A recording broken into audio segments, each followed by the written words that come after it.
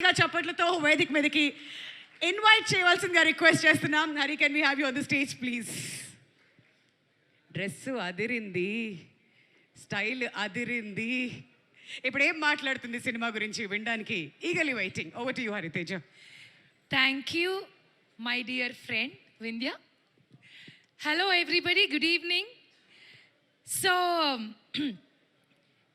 ఈ సినిమా గురించి ఎక్కడ మొదలు పెట్టాలి అని అంటే, మొదట రోజు మా డైరెక్టర్ గారిని కలిసిన రోజు దగ్గర మొదలు పెడతాను. ఒక సినిమా నుంచి ఫోన్ వచ్చింది, లుక్ టెస్ట్, కలవాలి, కథ చెప్పాలి అంటే నార్మల్గా వెళ్ళినట్టే వెళ్ళాను. But I will tell you the situation. నేను ఎంటర్ అయ్యాను, సార్ లోపల ఉన్నారు. సార్కి గుర్తుందో లేదో నాకు చాలా బాగా గుర్తుంది, బికాజ్ ఆ రోజు నా ఫ్యూచర్ డిసైడ్ అయిందని నాకు అర్థమైంది. నేను డోర్ తీసిన వెంటనే బయట చెప్పారు, సార్ కొంట్లో బాగాలేదండి అంటే, ఓ అవునా ఓకే అన్నాను. డోర్ తీసిన వెంటనే ఆయన దుప్పటి కప్పుకొని ఒక చైర్లో ఇలా కూర్చుని ఇలా వణుకుతూ నాకు కథ చెప్పారు.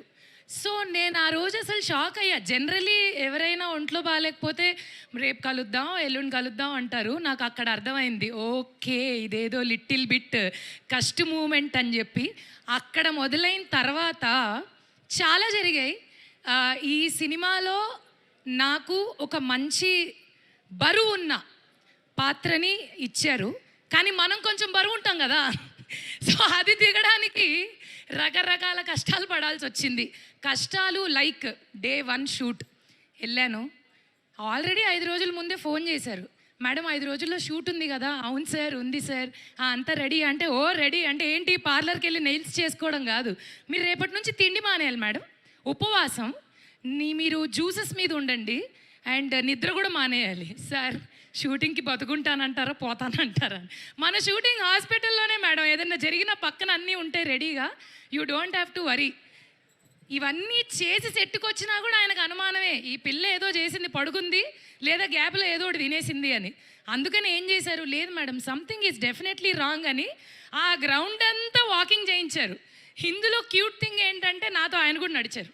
సార్ ఏంటి సార్ ఇది అని అంటే, కొంచెం ఆ ఫీల్ రావాలి.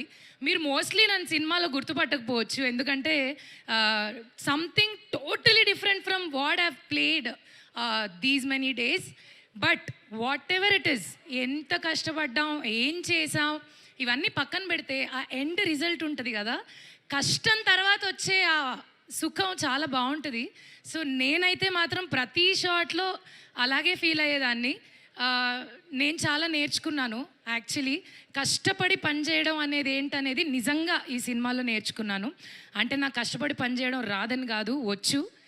బట్ వచ్చు కాబట్టే మా డైరెక్టర్ గారి మాట నేను వినగలిగాను, చేయగలిగాను. ఐఎమ్ హోపింగ్ అండ్ విషింగ్ నేను ఆయన అనుకున్న ఆ మార్జిన్ని రీచ్ అయ్యాననే అనుకుంటున్నాను. Because as I told you, నిజంగానే ఇది చాలా మంచి క్యారెక్టర్, మంచి పాత్ర. నార్మల్గా నేను చేసే వాటికన్నా డిఫరెంట్.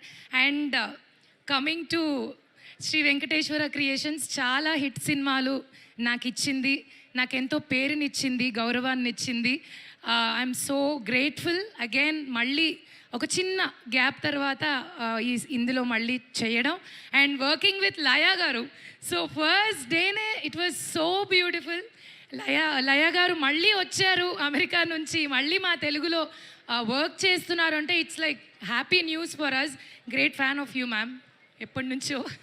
అండ్ ఇంకా చెప్పుకుంటూ పోతే చాలా విషయాలు చెప్పాలి సినిమా గురించి. అదేంటో నాకు అర్థం కాదు, నాకు మైక్ ఇచ్చినప్పుడే హీరోయిన్ హీరో వస్తారు అంటే, మరి ఆ కాంబినేషన్ లో అంత బ్లాక్ బస్టర్ హిట్ కొట్టిన తర్వాత ఆయన ఎంట్రీ ఇవ్వకుండా ఎలా ఉంటారు? పర్లేదు, నువ్వు చెప్పేయ్. పర్లేదు, వచ్చింది మా ఆనంద్ విహారీ కాబట్టి ఓకే. మా నితిన్ గారికి నేనే ఇంట్రొడక్షన్ ఇస్తా, ఇచ్చేయి.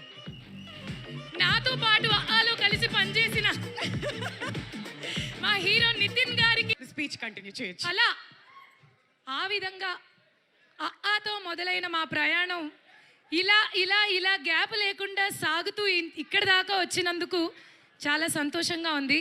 నాకైతే ఆయన ఎప్పటికీ ఆనంద్ విహారీయే, నాకు మాత్రం. సో అందరి గురించి చెప్పేశాను. ఇంకా చెప్పాల్సిందల్లా ఏంటంటే, 4వ తారీఖు మా సినిమా రిలీజ్ అవుతుంది. థియేటర్కి వెళ్ళి మనసారా మా అందరినీ గౌరవించి, ప్రేమించి, సినిమాని చూసి ఆశీర్వదించండి. Thank you. ఇట్లు Vindhya friend Hariteja. Thank you so much Hariteja. Thank you.